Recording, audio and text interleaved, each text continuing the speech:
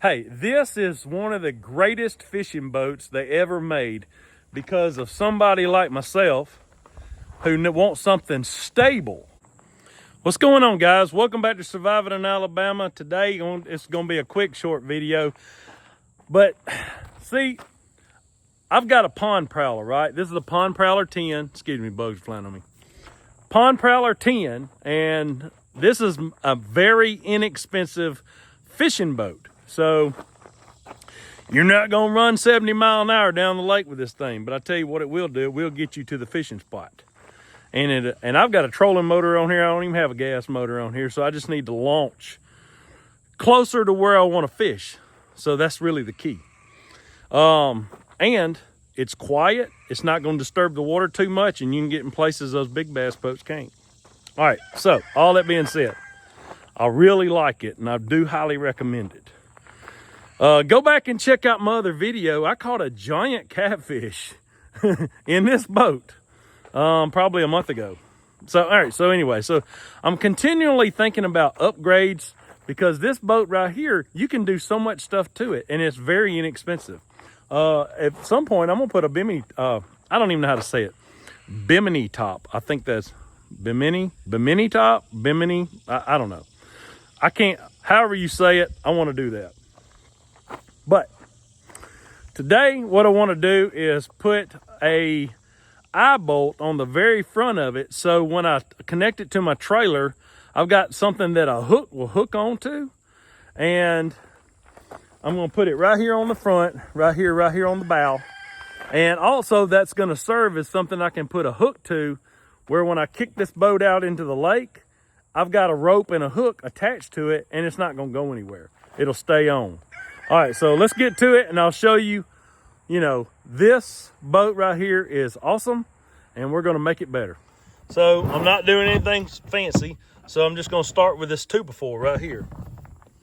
So this 2x4, I'm just going to cut it. I'm going to come over here, and I'm going to measure from here to here, and I'm just going to put it right in. I'm going to put an eye bolt right through it right here. See that rust right there? What I did was I had an anchor in here, and it set. And it got wet, and then it made, so it's coming off though. I can get it off. I need to get it off and then make it look nicer. All right, so this is what I got to do. And I'm probably going to use the other part of this board, and this is just so scrap lumber it got, but it's treated. It's probably put it on the stern back there so I can give the transom on the back a little help. All right, so we're gonna make it 9.5 inches. So 9.5 inches, it'll look like this. And anyway, so I just need to mark it 9.5 inches. And then when I get this eye bolt in there, I'm gonna take 2 PVC pipes and I'm gonna mount on it. And I'm gonna stick that up there, and then I'm gonna have 2 PVC pipes right here. Now, I thought about coming all the way out across here like this, but I think it would look bad. So we're just going to do it this way. And I'm going to put the 2 PVC pipes on either side of this eye bolt.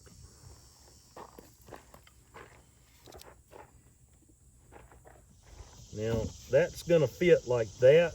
And what I'm going to do is I'm going to I drilled a hole in it already, but I was a little bit crooked off on it, but that's okay. It'll straighten up when I put the bolt in it. But now I did get the longer eye bolt, see the longer eye bolt, so it's gonna sit just like that. And there's not gonna be much bolt sticking through. But first, I'm gonna go paint this. Stopped by Ace Hardware and I picked up some Rust-Oleum, Ace Hardware brand.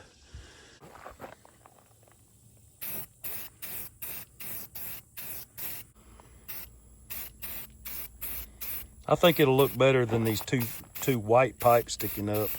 I think it'll make it blend. All right, now we wait. Probably gonna let that dry, and then, cause it's sitting out in the sun right now, probably just gonna let that dry, and then I'll just come back to it tomorrow. All right, so it's the next day, and let's go check on, see if that paint's dry, which I already know it is, but let's go check on it. All right, here's what it looks like. So I didn't paint that side as good, but it's still painted. But this is going to be the side that we're going to see. Let's go put it on, see what it looks like. We need to centered up right there, and then I need to drill a hole right through there. I don't like putting holes in the boat, so I only want to do this one time. So I need to get it just right.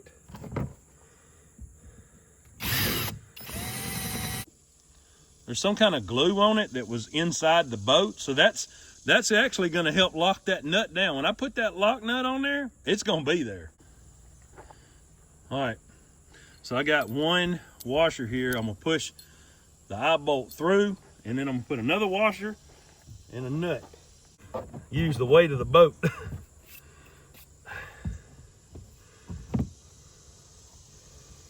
Put the washer there, and then the nut. All right, it's tight. Might be a little too tight, but that's okay. That's why I put that block on it. As you can see what I was doing is I had this right here, and I was just putting it on the cleats, and then I had it wrapped around the post right here on the trailer. So now I could actually put a on this trailer, I could bolt on a winch, and then I could hook it on right here because it really needed this. I don't know why it didn't come like that, but you know, not going to complain about this boat. This boat's a great boat. Now, all right, so I'm going to take those two PVC little short pieces that I painted. I'm going to mount them with some plumber straps, and that is going to be just extra rod holders that I can just set them down in the pipe. So I got me some stainless steel screws here. Hey, if you're messing with a boat, try to use stainless steel, because if you use something that's going to rust up, it's not only not going to last, but it'll just look bad. I always try to keep this plumber's tape around. You never know when you're going to need it for just odds and ends. So what I'm going to do is I'm going to start. I'm going to start right here, and I'm going to put this plumber's tape right here. I want to keep the jagged edges off the middle because I don't want to cut it on nothing. So I want to kind of put them on the ends. If you ever been cut by something like this, you know what I'm talking about. Anchor it down. So see if I can get on it right there. Maybe this will work right here. You know, these holes are pre-drilled, so you just kind of have to work with what you got. I went and got me a little washer.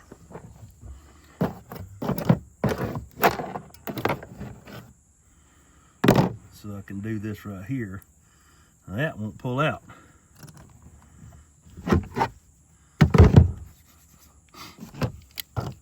But yeah, that's tight. But, all right, look at that. It's tight too. All right, look at that. I went and got 2 fishing poles and set in it. And hey, they set up just great. So I have this ring right here, this clip. So I get me a rope or a cable or whatever, and look at that. That's gonna hold, and it's got this wood backing on it. It's not gonna hurt this transom at all, and I'm gonna be able to pull on it hard if I had to. Okay, there you have it. Hey, this is one of the greatest fishing boats they ever made because of somebody like myself who wants something stable. I can I had to get out here in the water and I can bounce back and forth. It's not gonna flip over with me. And so that's why I got it. It's a mini pontoon boat, Pond Prowler 10. So if you're looking for just a fishing boat, this could be it for you. This boat right here, you know, I've been out there on the lake with boats going by, and hey, I feel safe and I feel stable that I'm not gonna flip out like I did when I had the John boat. All right, you watched me do it.